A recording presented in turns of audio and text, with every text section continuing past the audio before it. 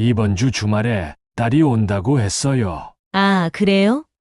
미리 말해주지. 나 그럼 친구 만나러 갈게요. 당신은 내 딸이 오면 이렇게 피하려고만 해요. 아니, 내가 불편하니까 그런 거지. 솔직히 당신도 내 딸이 올 때 별로 좋아하지 않잖아. 꼭 그렇게 말해야 해. 우리 가족인데 당신이 조금만 이해해 주면 안 돼. 나는 내 가족만큼 당신 가족을 받아들이기가 힘들어요. 솔직히 이 집이 내 집 같지가 않아. 당신 딸이 오면 바리바리 싸주는 거 보면서도 내가 아무 말 안 했어.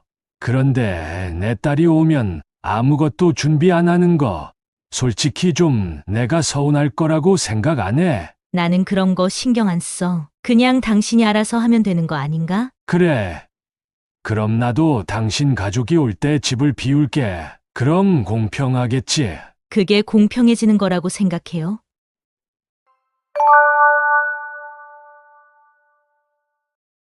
안녕하세요.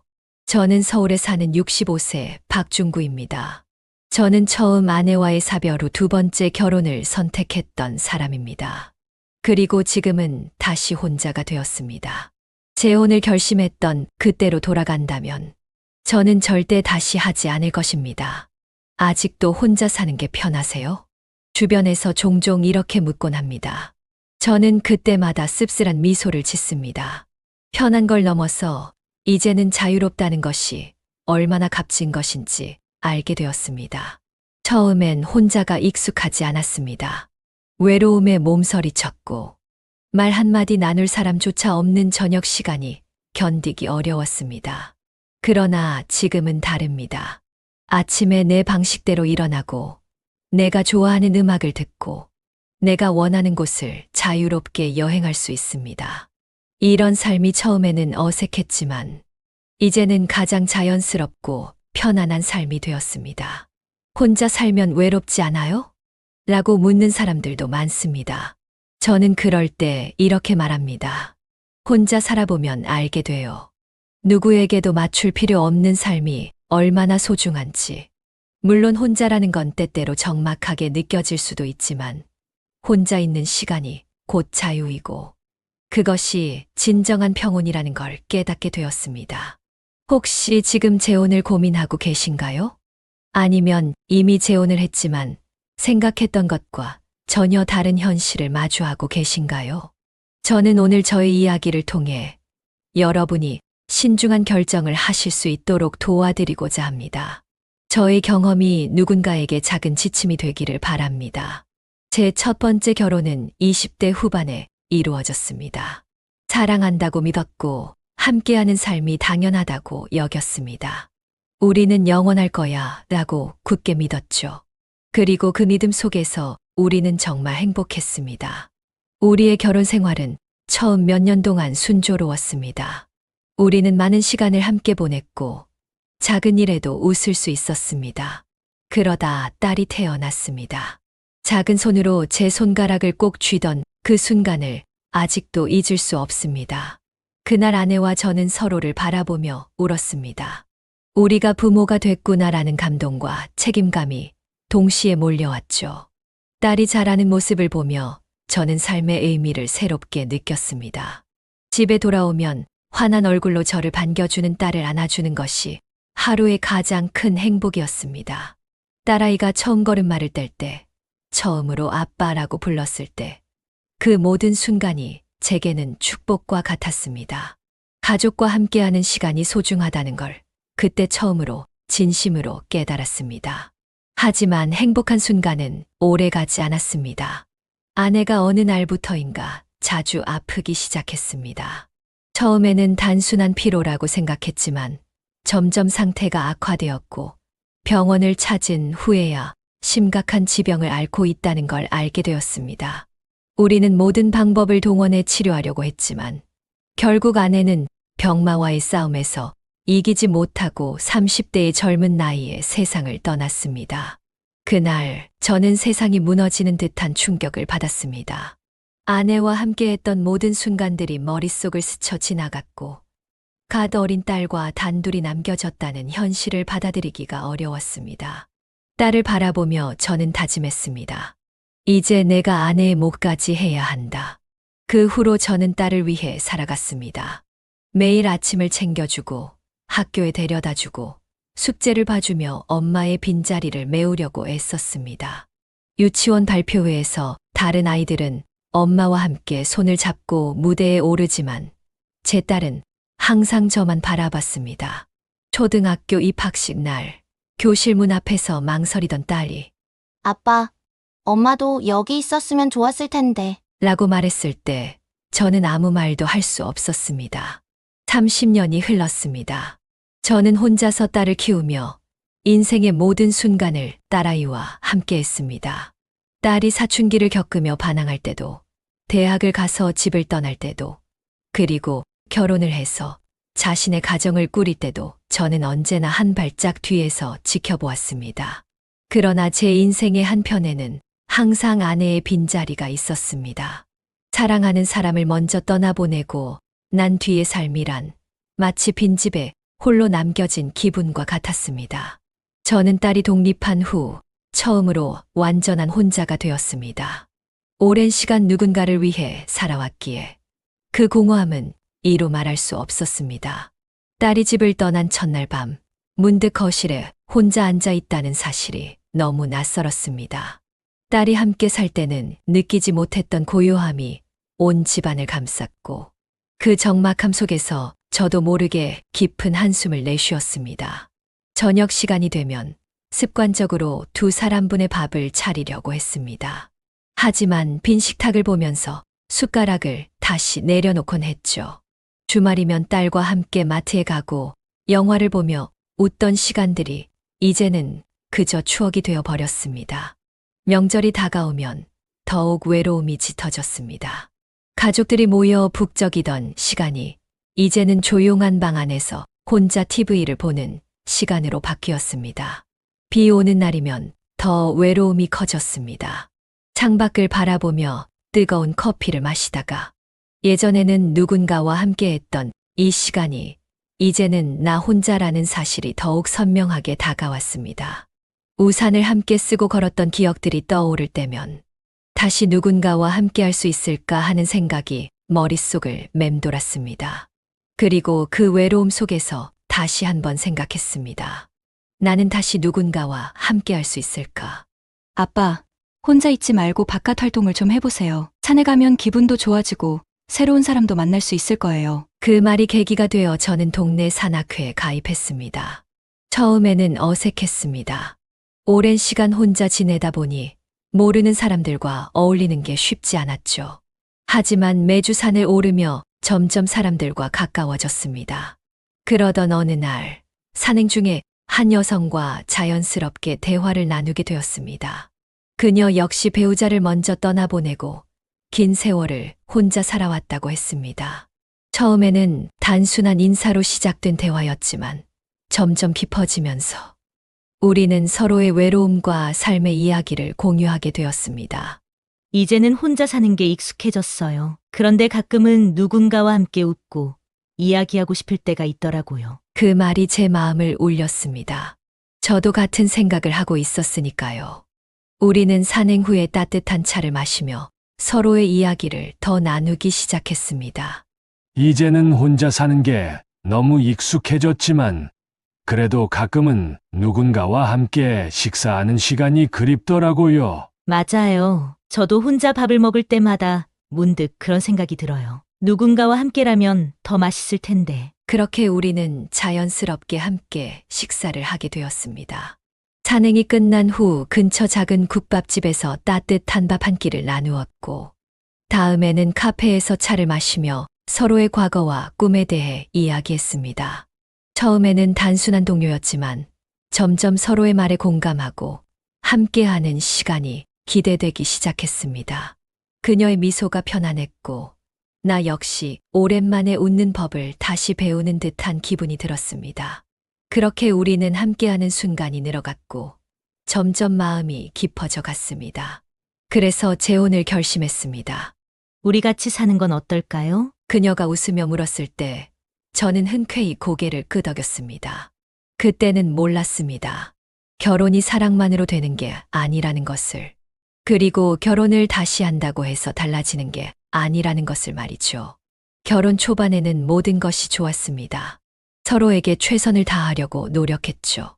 아내는 정성껏 음식을 준비했고, 저는 아내가 좋아하는 안개꽃을 사다 주었습니다.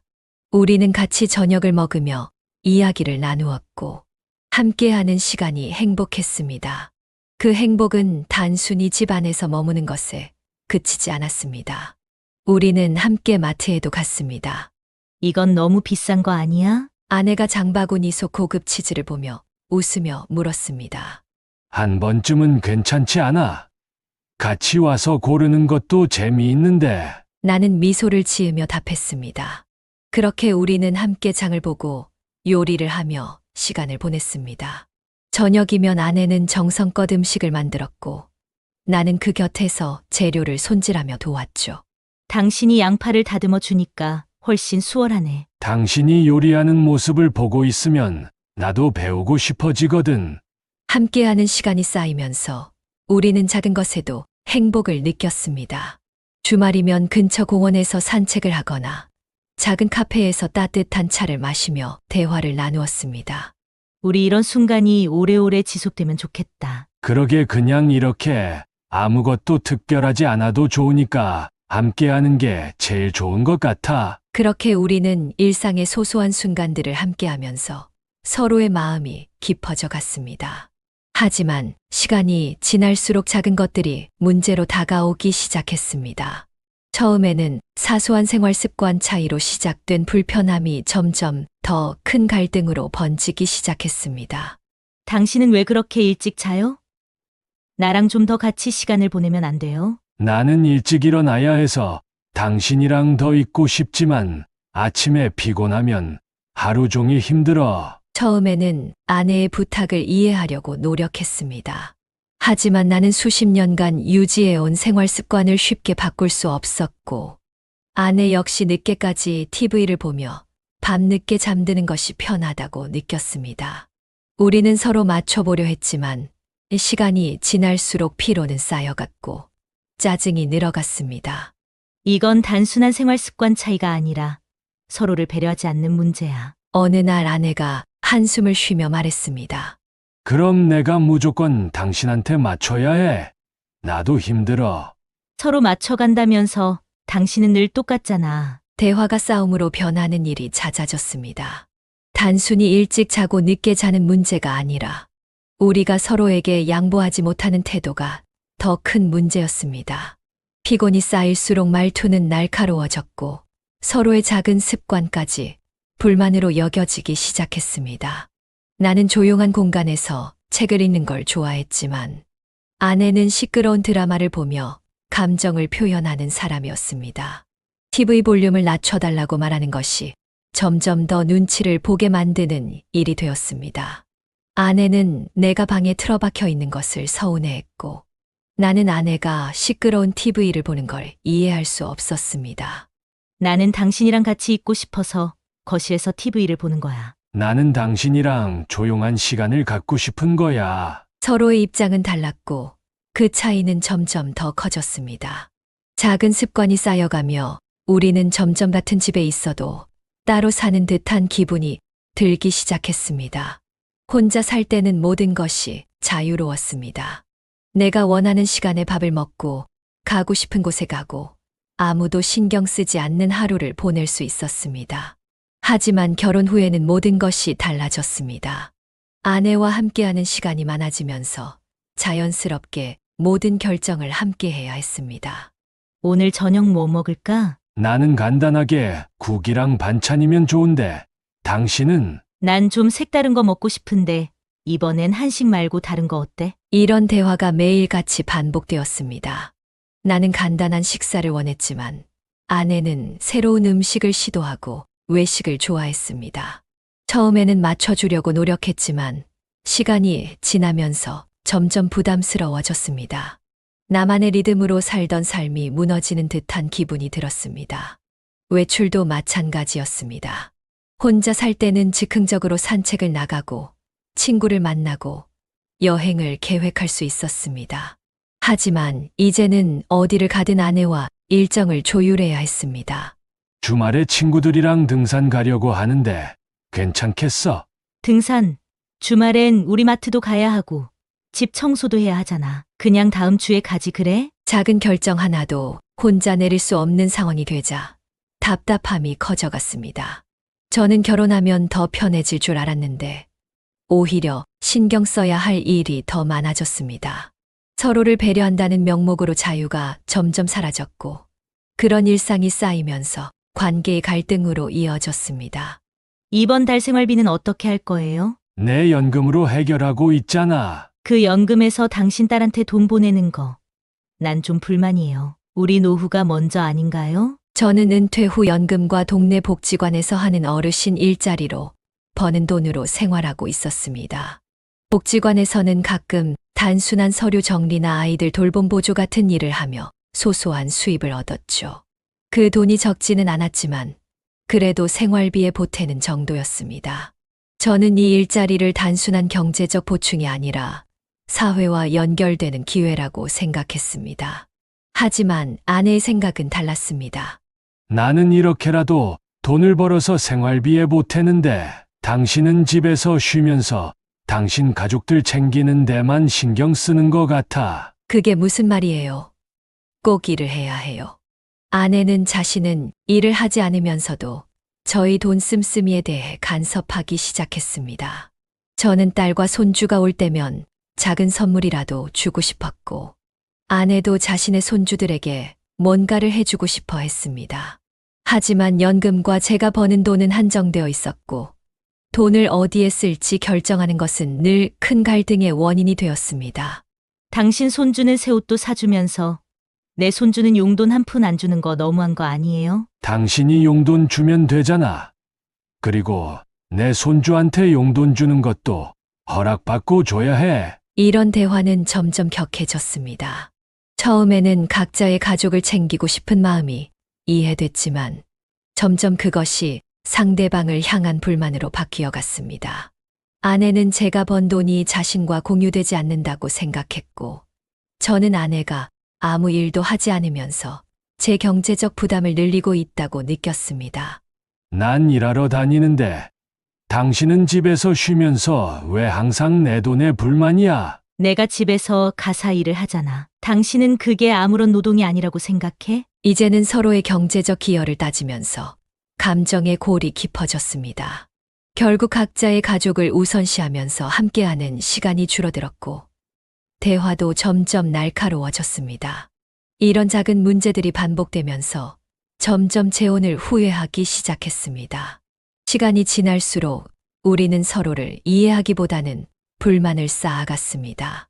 이번 주 주말에 딸이 온다고 했어요. 아, 그래요?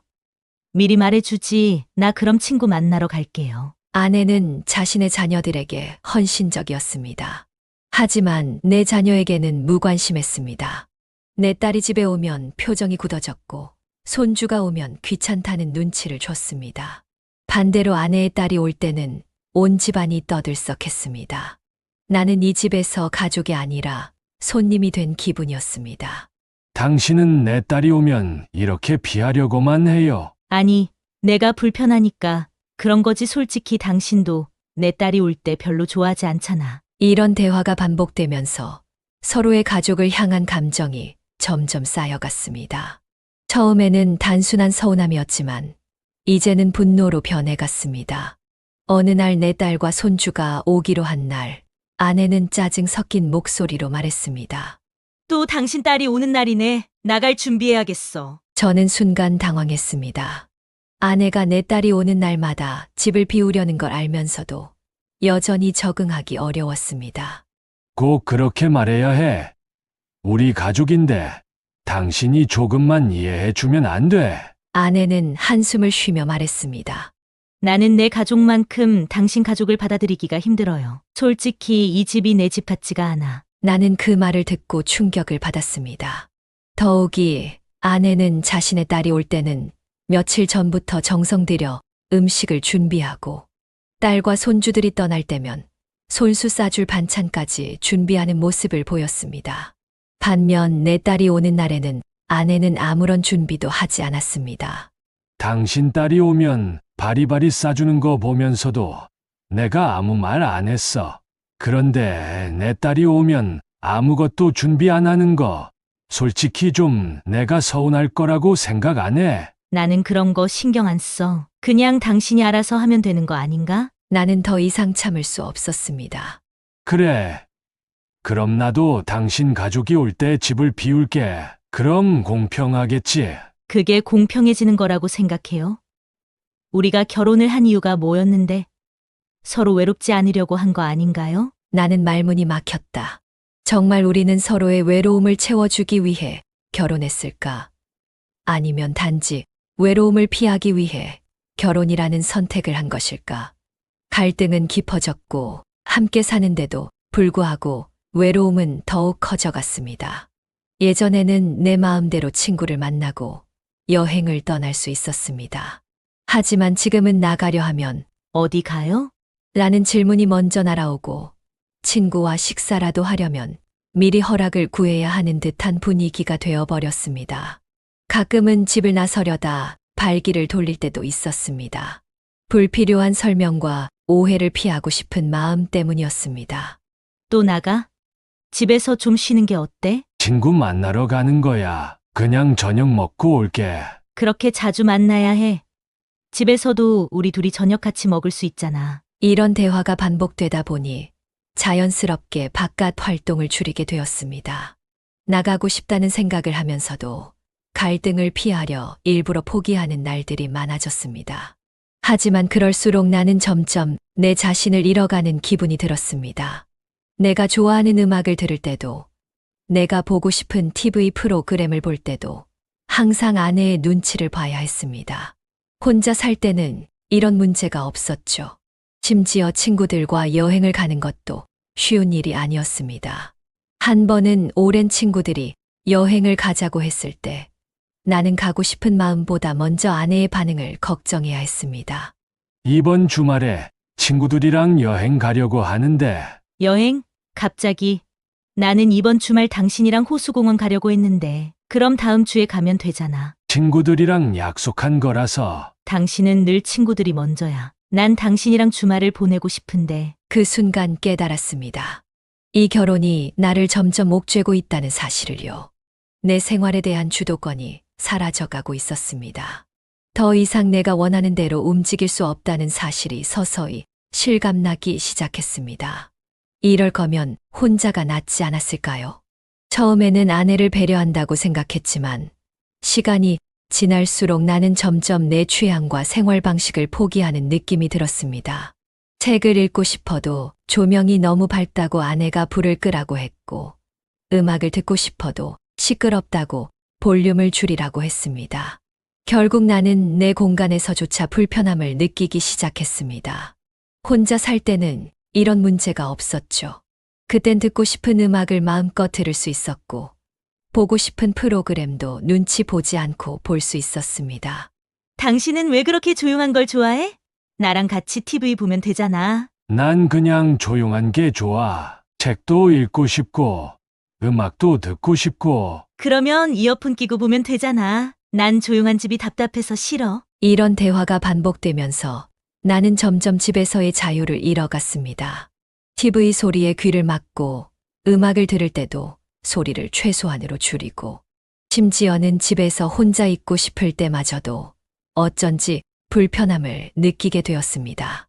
재혼이 내 자유를 빼앗아 갈 거라고는 생각도 못했습니다. 저는 함께 살면 더 따뜻하고 편안할 줄 알았지만 오히려 혼자일 때보다 더 많은 것을 포기해야 했고 점점 내 자신이 사라지는 기분이 들었습니다. 이럴 거면 혼자가 낫지 않았을까? 이 생각이 머릿속에서 떠나지 않았습니다. 결혼 생활을 유지하는 것이 점점 더 힘들어지고 있다고 느꼈죠. 서로를 이해하고 맞춰가려 했지만 이제는 그 노력조차 버거운 순간이 온 것 같았습니다. 더 이상 이 관계를 유지할 이유를 찾을 수 없었습니다. 어느 날 저녁 저는 조심스럽게 아내에게 말을 꺼냈습니다. 우리 이렇게 사는 게 맞을까요? 아내는 TV를 보던 시선을 돌려 저를 바라보았습니다. 갑자기 무슨 말이에요? 저는 한숨을 쉬며 솔직하게 이야기했습니다.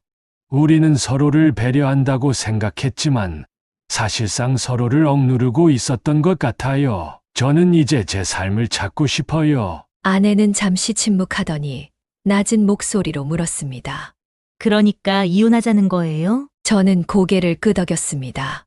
더 늦기 전에 각자의 길을 게 맞지 않을까요? 아내는 깊은 한숨을 내쉬었습니다. 당신도 외로워서 결혼한 거잖아요. 그런데 이젠 혼자가 낫겠다는 거예요? 맞아요.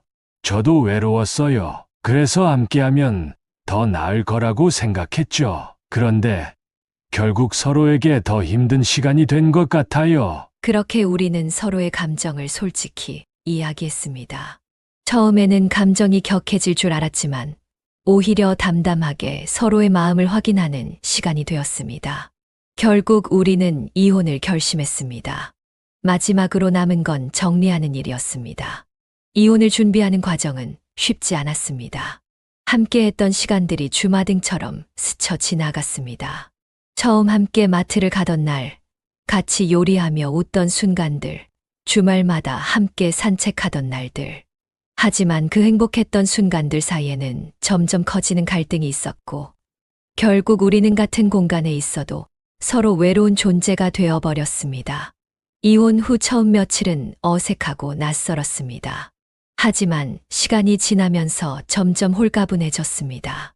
더 이상 눈치를 볼 필요도, 제 삶을 타협할 필요도 없었습니다. 저는 다시 혼자가 되었지만 그 어느 때보다도 자유로웠습니다.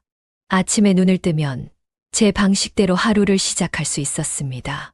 듣고 싶은 음악을 마음껏 틀어놓고 책을 읽으며 조용한 시간을 즐길 수 있었습니다. 아무도 저에게 간섭하지 않았고 어디를 가든 누구에게 허락받을 필요가 없었습니다.